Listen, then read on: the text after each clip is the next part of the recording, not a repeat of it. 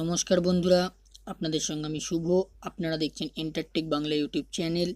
তো আজকের ভিডিওতে আমি আলোচনা করব রেলওয়ের আরপিএফ এক্সামের জন্য কিছু গুরুত্বপূর্ণ কারেন্ট অ্যাফেয়ার্স, 50+ কারেন্ট অ্যাফেয়ার্স আমি এখানে আলোচনা করব। তো ভিডিওটি খুব হেল্পফুল হতে চলেছে আপনাদের জন্য। তো ভিডিওটি স্কিপ না করে শুরু থেকে শেষ পর্যন্ত দেখতে থাকুন, এবং ভিডিওটি যদি আপনাদের ভালো লেগে থাকে তাহলে লাইক, কমেন্ট এবং শেয়ার করবেন। এবং যারা এখনও চ্যানেলটিকে সাবস্ক্রাইব করেননি তারা এই লাল সাবস্ক্রাইব বাটনটিতে ক্লিক করে চ্যানেলটিকে সাবস্ক্রাইব করে দেবেন এবং পাশে থাকা বেল আইকনটিতে ক্লিক করে দেবেন, যাতে আমি এই ধরনের ভিডিও আপলোড করা মাত্রই আপনাদের কাছে নোটিফিকেশন চলে যায়। তো চলুন বন্ধুরা, শুরু করা যাক আজকের ভিডিও। কিন্তু অক্টোবর মাসে কারেন্ট অ্যাফেয়ার্স আছে, তো আপনারা পরপর ভিডিওগুলো দেখতে থাকবেন। তো চলুন দেখে নিই এক নম্বর প্রশ্ন রয়েছে, ভোপালে technical and vocational education and ট্রেনিংয়ের পার্ক প্রতিষ্ঠানের জন্য নিম্নলিখিত কোন সংস্থা 150 মিলিয়নের লোন প্রদান করলো? তো এটার উত্তর হয়ে যাবে এশিয়ান ডেভেলপমেন্ট ব্যাংক। নেক্সট প্রশ্ন, অ্যাটমিক এনার্জি কমিশন এর নবনিযুক্ত চেয়ারম্যানের নাম কি? তো এটার উত্তর হয়ে যাবে কমলেশ নীলকণ্ঠ ব্যাস। তারপরে প্রশ্ন, একটি সৌর ব্যাটারি উৎপাদন কারখানা নির্মাণ করার জন্য নিম্নলিখিত কোন আমেরিকান কোম্পানি অন্ধ্রপ্রদেশ সরকারের সাথে একটি চুক্তি স্বাক্ষর করেছে? তো এটার উত্তর হয়ে যাবে ট্রিটন সোলার কোম্পানি। তারপরে প্রশ্ন, নিম্নলিখিত কোন দুটি শহর ন্যাশনাল ট্যুরিজম অ্যাওয়ার্ড 2016-17-তে সেরা ঐতিহ্যবাহী শহর এর খেতাব নিল? এটা উত্তর যাবে আহমেদাবাদ ও মান্ডু। তারপরে প্রশ্ন, ভারত ও বাংলাদেশ সীমান্তে সম্মেলন কোন শহরে অনুষ্ঠিত হলো? তো এটার উত্তর হয়ে যাবে গ্যাংটক। তারপরে প্রশ্ন, লিঙ্গ বৈষম্যতা ব্যক্ত করে কোন রাজ্য সরকার মহিলাদের জন্য ফায়ার ওম্যান নামক পোস্ট চালু করলো? তো এটার উত্তর হবে কেরল। 7 নম্বর প্রশ্ন, international day for the total elimination of nuclear weapons প্রতি বছর কোন দিন পালন করা হয়? তো এটা উত্তর যাবে 26শে সেপ্টেম্বর। তারপরে প্রশ্ন, ট্রাইবস ইন্ডিয়া এর নতুন ব্র্যান্ড অ্যাম্বাসেডর কে হলেন? তো মেরি কম। তারপরে প্রশ্ন, ওয়ার্ল্ড হ্যাবিটেট ডে মানে বিশ্ব আবাস দিবস প্রতি বছর কোন দিন পালন করা হয়? তো এটা উত্তর হবে 1 অক্টোবর। তারপরে প্রশ্ন, সদ্য ঘোষিত মধ্যপ্রদেশের 52তম জেলা কোনটি? তো এটা উত্তর হবে নিভারি। তারপরে 2 অক্টোবরে দেখে নাও, 2018 সালে মেডিসিনে নিম্নলিখিত কোন দুটি ব্যক্তিকে যুগ্মভাবে নোবেল পুরস্কার দেওয়া হলো? তো উত্তর হয়ে যাবে James P Allison and Tasuku Honjo. তারপরে প্রশ্ন, কোন শহরে 8ম এশিয়ান যোগা চ্যাম্পিয়ন আয়োজিত হবে? তো এটা। তারপরে প্রশ্ন, পর্যটন, জাতীয় সুরক্ষা, কূটনৈতিক প্রশিক্ষণ ইত্যাদি ক্ষেত্রে ভারত এবং নিম্নলিখিত কোন দেশটি 17টি গুরুত্বপূর্ণ চুক্তি স্বাক্ষর করলো? তো এটার উত্তর হয়ে যাবে, এখানে সঠিক উত্তরটা দেওয়া নেই, তো এটা আপনারা একটু দেখে নেবেন। তারপরে 4 নম্বর এখানে প্রশ্ন দেখে নিই, ইন্টারন্যাশনাল মনিটারি ফান্ড মানে IMF এর নতুন চিফ ইকোনমিস্ট কে নিযুক্ত হলেন? তো এটা হচ্ছে গীতা গোপীনাথ। তারপরে প্রশ্ন, international day of older person প্রতি বছর কোন দিন পালন করা হয়? তো 1 অক্টোবর পালন করা হয়। তারপরে প্রশ্ন, শিক্ষণ পদ্ধতি উন্নত করতে all India council for technical education কোন শহরে ট্রেনিং অ্যান্ড লার্নিং একাডেমি স্থাপন করেছে? তো উত্তর হয়ে যাবে জয়পুরে। তারপর প্রশ্ন, প্রেস ট্রাস্ট অফ ইন্ডিয়ার নতুন চেয়ারম্যান পদে নিযুক্ত করা হলো হচ্ছে AN রবিকে। তারপরে প্রশ্ন, প্লেটোরিয়াল ওয়ার্নিং অন ক্লেগ্রেটে পার্কস র্যাঙ্কিংয়ে 206টি দেশের মধ্যে ভারতের অবস্থান কোথায়? তো 5 নম্বরে। তারপরে প্রশ্ন, কোন উচ্চ আদালত শিক্ষা প্রতিষ্ঠানগুলিতে ট্রান্সজেন্ডারদের রিজার্ভেশন প্রদানের নির্দেশ দেওয়া হয়েছে? তো এটা হচ্ছে উত্তরাখণ্ড। তারপরে প্রশ্ন, international day of non violence কোন দিন আন্তর্জাতিকভাবে পালন করা হয়? তো 2 অক্টোবর। 3 অক্টোবরের প্রশ্ন দেখে নিই, 40তম সুপ্রিম কোর্টের প্রধান বিচারপতি হিসেবে শপথ গ্রহণ করলেন হচ্ছে জাস্টিস রঞ্জন গগৈ। সুপ্রিম কোর্টের প্রধান বিচারপতি হওয়ার পূর্বে তিনি কোন দুটি আদালতের প্রধান বিচারপতি ছিলেন? তো এটা উত্তর হয়ে যাবে গুয়াহাটি এবং পাঞ্জাব হরিয়ানা। তারপরে প্রশ্ন, জাস্টিস রঞ্জন গগৈ সম্বন্ধিত কিছু তথ্য এখানে দেওয়া হয়েছে, আপনারা এখান থেকে দেখে নেবেন। তারপরে প্রশ্ন হচ্ছে, 31 অক্টোবর 2018 থেকে নিম্নলিখিত কোন ATM থেকে দিনে 20,000 টাকার বেশি তোলা যাবে না? তো এটা হবে SBI।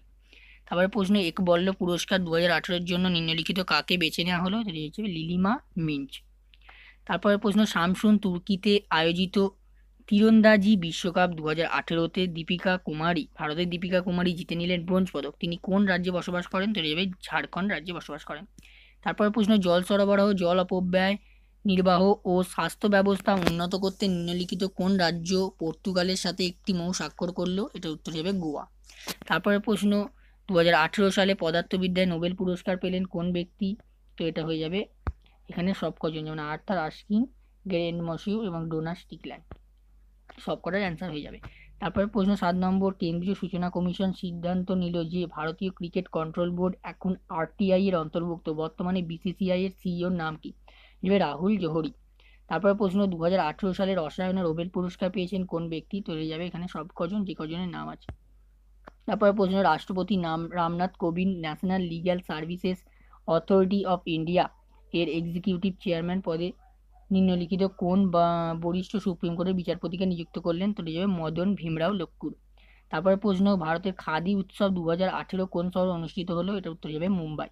তারপরে প্রশ্ন, হকি ইন্ডিয়ার নতুন প্রেসিডেন্ট কে? তো এটার উত্তর হবে মোহাম্মদ মুশতাক আহমেদ।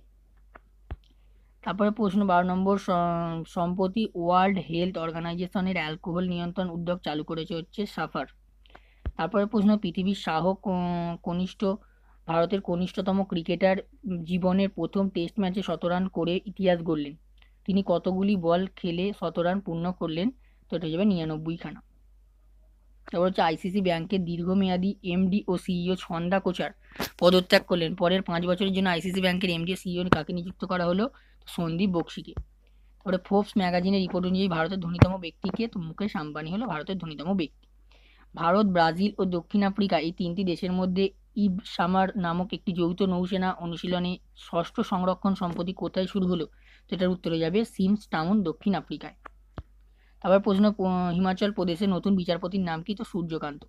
নীতি আয়োগ দ্বারা চিহ্নিত ভারতের 28টি রাজ্যের 115টি জেলার কোন ব্যাংক সম্প্রতি একটি জাতীয় স্তরে উদ্যোক্তা সচেতনতা প্রচার অভিযান উদ্যম অভিলাষা শুরু করলো? এর উত্তর হয়ে যাবে SIDBI। আবার প্রশ্ন, ভারত সরকার এবং এশিয়ান ডেভেলপমেন্ট ব্যাংক কোন রাজ্যের 3টি জেলার 1.6 মিলিয়ন মানুষ দ্বারা আর্সেনিক ক্লোরাইড ও লবণাক্ত আক্রান্ত তাদের স্বচ্ছ পানীয় জল প্রদান করার জন্য 240 মিলিয়নের লোনের জন্য চুক্তি স্বাক্ষর করলে? তার উত্তর হয়ে যাবে পশ্চিমবঙ্গ। তারপরে প্রশ্ন, কোন রাজ্যে দেশের প্রথম গ্লোবাল স্কিল পার্ক নির্মাণের জন্য ভারত এশিয়ান ডেভেলপমেন্ট ব্যাংকের থেকে 150 মিলিয়ন লোন পেল? এটা হয়ে যাবে মধ্যপ্রদেশ। তারপরে প্রশ্ন, কেন্দ্রীয় সরকার মধ্যপ্রদেশের কোন জেলার একটি রাষ্ট্রীয় মানসিক স্বাস্থ্য পুনর্বাস সংস্থান নির্মাণের অনুমতি দিল? তো এটার উত্তর হয়ে যাবে শহর। তারপরে প্রশ্ন, অনিল বসু যিনি সম্প্রতি প্রয়াত হলেন তিনি একজন হচ্ছে রাজনীতিবিদ ছিলেন। তারপরে সম্প্রতি নিম্নলিখিত কোন জিনিসটি ভৌগোলিক ইন্ডিকেশন ট্যাগ প্রাপ্ত করলো? তো এটার উত্তরে যাবে রত্নগিরি আলফানসো আম। তো 2018 নোবেল শান্তি পুরস্কার তো ডেনিস মুকোয়েগে এবং নদিয়া মুরাদ। তারপরে প্রশ্ন, সোহাগ হপ ট্যাগ 2018 একটি যৌথ উপকূল রক্ষায় সৈন্য অনুশীলন যেটি চেন্নাইয়ের বঙ্গোপসাগরে সম্প্রতি শুরু হয়েছে। এই অনুশীলনে ভারত এবং কোন দেশ অংশগ্রহণ করেছে? তো ভিয়েতনাম অংশগ্রহণ করেছে। স্বচ্ছ সুরভিক্ষণ গ্রামীণ অ্যাওয়ার্ড 2018-তে নিম্নলিখিত কোন রাজ্যটি সেরা রাজ্যের তকমা পেল? হরিয়ানা সেরা রাজ্যের তকমা পেল। স্বচ্ছ সুরবেক্ষণ গ্রামীণ অ্যাওয়ার্ড 2018-তে নিম্নলিখিত কোন জেলা শীর্ষস্থান দখল করলো?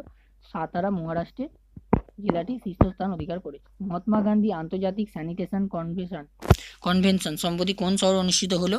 তার উত্তর হয়ে যাবে নিউ দিল্লি। তারপরে প্রশ্ন, নিম্নলিখিত কোন বৈজ্ঞানিক পদার্থবিজ্ঞানী 2018 নোবেল পুরস্কার জিতেছেন? তো দেবে ডোনা স্ট্রিকল্যান্ড। তারপরে প্রশ্ন, রেইনভেস্ট 2018 দ্বিতীয় গ্লোবাল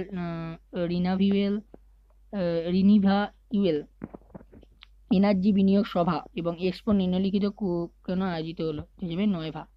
তারপরে প্রশ্ন, ডেপুটি ন্যাশনাল সিকিউরিটি অ্যাডভাইজার কে নিযুক্ত হলেন? তো RN রবি নিযুক্ত হয়েছে। তো আজকের ভিডিওটা এই পর্যন্তই। যদি এইটার পিডিএফটা আপনারা ডাউনলোড করতে চান তাহলে ভিডিও ডেসক্রিপশন বক্সে চলে যান, ওখান থেকে আপনারা ডাউনলোড করে নিতে পারবেন। আর ভিডিওটি যদি আপনাদের ভালো লেগে থাকে তাহলে অবশ্যই লাইক করবেন। তো চলুন বন্ধুরা, আজকের ভিডিও এই পর্যন্তই শেষ করা যাক। সবাই ভালো থাকবেন, সুস্থ থাকবেন। জয় হিন্দ, বন্দে মাতরম।